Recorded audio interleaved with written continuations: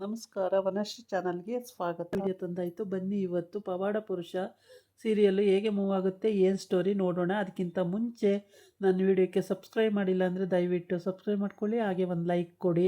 ಇವತ್ತು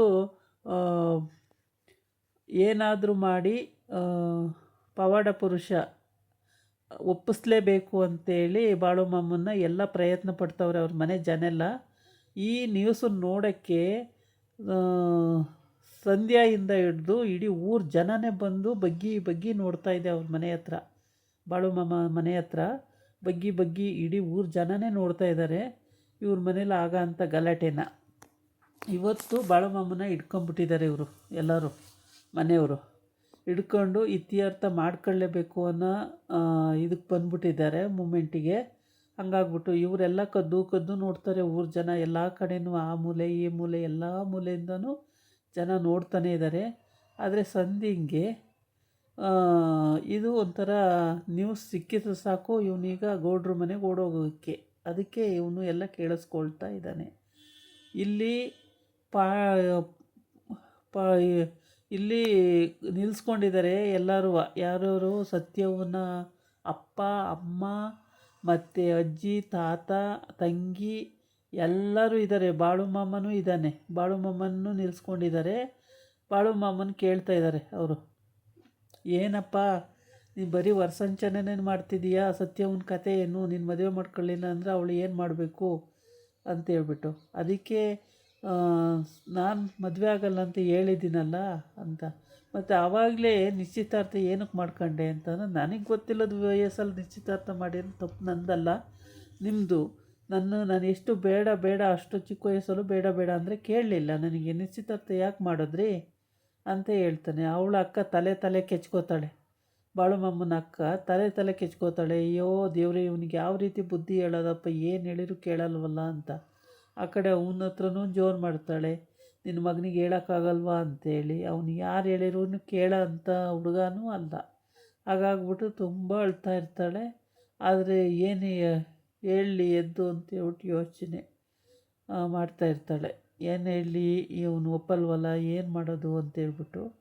ಊರು ಜನ ಕದ್ದು ನೋಡ್ತಲೇ ಇರ್ತಾರೆ. ಆಮೇಲೆ ಸತ್ಯವನ್ನ ತಂಗಿ ಹೇಳ್ತಾಳೆ, ಅವ್ವ ನಿಧಾನಕ್ಕೆ ಮಾತಾಡು, ಊರು ಜನ ಎಲ್ಲ ಬಗ್ಗಿ ನೋಡಿ ಕೇಳಿಸ್ಕೊಳ್ತಾ ಇದ್ದಾರೆ, ನಿಧಾನಕ್ಕೆ ಮಾತಾಡೋ.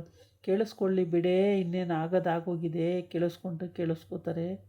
ಸಾಕಾಗೋಗಿದೆ ನನಗೆ ಜೀವನನೇ. ಈ ಥರ ನಾವು ಮಾಡ್ತಾರೆ. ಒಪ್ಕೊಂಡು ಮದುವೆ ಆಯ್ತೀನಿ ಅಂತೇಳ್ಬಿಟ್ಟು ಈಗ ನೋಡಿದ್ರೆ ಮದುವೆ ಆಗಲ್ಲ ಅಂದ್ಬಿಟ್ರೆ ಸತ್ಯವನ ಗತಿ ಏನಾಗಬೇಕು ಅಂತ ಹೇಳಿ ರಂಪಾಟ ಮಾಡ್ತಾರೆ. ಏನು ರಂಪಾಟ ಮಾಡಿದ್ರೂ ಬಾಳು ಮಾಮನ ಬಗ್ಸೋಕ್ಕಾಗೋದೇ ಇಲ್ಲ. ಬಾಳು ಮಾಮ ಮೈಂಡೇ ಇಲ್ಲಿಲ್ಲ. ಪಾಂಡುರಂಗ ವಿಠಲ ಪಾಂಡುರಂಗನ ಥರನೇ ಹೋಗ್ಬಿಟ್ಟಿದ್ದಾರೆ. ಹಂಗಾಗ್ಬಿಟ್ಟು ಇನ್ನು ಇವರೆಲ್ಲ ಏನು ಹೇಳಿದ್ರೂ ಬಾಳು ಮಾಮಂಗೆ ಅದು ತಲೆಗೆ ಹೋಗಲ್ಲ.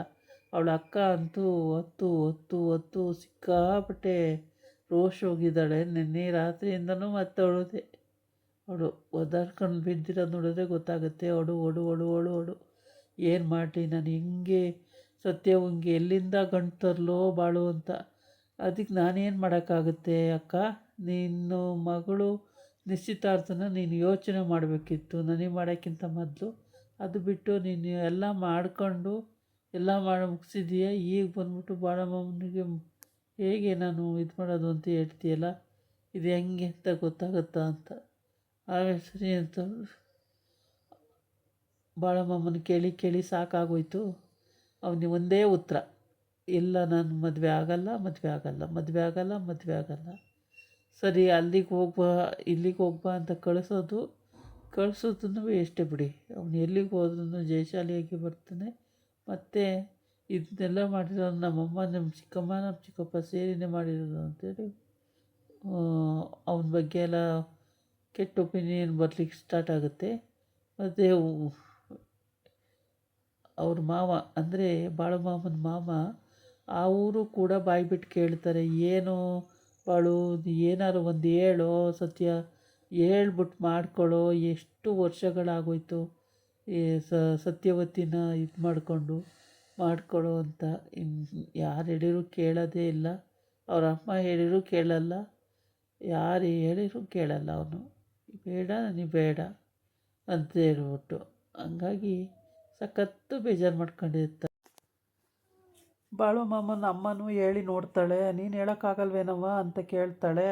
ಅದಕ್ಕೆ ಹೇಳ್ತೀನಿ ನಾನು ಅಂತ. ಏನು ಹೇಳ್ತೀಯ? ಅವನಿಗೆ ಒಂದು ಬುದ್ಧಿ ಹೇಳಿ ಅವನಿಗೆ ಸತ್ಯವನ್ನು ಮದುವೆ ಆಗು ಅಂತ ಹೇಳೋಕ್ಕಾಗಲ್ವ? ಎಷ್ಟು ವರ್ಷಗಳಾಗೋಯ್ತು ನಿಶ್ಚಯ ಮಾಡಿ. ನಿಶ್ಚಯ ಆಗಿರೋ ಹುಡುಗಿನ ಯಾವ ಊರವ್ರು ಮಾಡ್ಕೊತಾರೆ? ನಮ್ಮೂರವ್ರು ಮಾಡ್ಕೊತಾರೆ, ಪಕ್ಕದೂರವ್ರು ಮಾಡ್ಕೊತಾರೆ, ಬೇರೆ ಊರವ್ರು ಬರ್ತಾರೆ? ಯಾರು ಬರ್ತಾರೆ ನೋಡೋಣ ಹೇಳು? ಹೆಂಗೆ ಮದುವೆ ಮಾಡೋದು ನಾನು ಏನು ಮಾಡಲಿ ಅಂತೇಳಿ ಅವಳು ಪಾಪ ತಲೆ ಕೆಚ್ಕೋತಾಳೆ. ಸುಮ್ಮನಿರು, ನಾನಿದ್ದೀನಲ್ಲ. ಏನು ಸುಮ್ಮನಿರೋದವ? ನೀನು ಏನು ಮಾಡ್ತೀಯ? ನೀನಿದ್ದು ಏನು ಮಾಡೋಕ್ಕಾಯ್ತು ಇಲ್ಲಿವರೆಗೆ? ಇನ್ನು ಮುಂದಕ್ಕೆ ಏನು ಮಾಡ್ತೀಯ ನೀನು ಅಂಥೇಳಿ ಏನು ಸಿಕ್ಕಾಪಟ್ಟೆ ಗಲಾಟೆ ಮಾಡ್ತಾಳೆ. ಆಮೇಲೆ ಮಾವನಿಗೆ ಹೇಳೋಕ್ಕಾಗಲ್ವ? ಮಾವ ಸುಮ್ಮನೆ ಇರ್ತಾರಲ್ಲ, ಅವರದು ಒಂದು ಮಾತು ಹೇಳ್ಬೇಕು ತಾನೆ ಅಂತ ಕೇಳ್ತಾಳೆ. ಏನು ಹೇಳಿರೂ ಯಾರು ಹೇಳಿದ್ರು ಕೇಳೋ ಸ್ಥಿತಿಲಿರಲ್ಲ.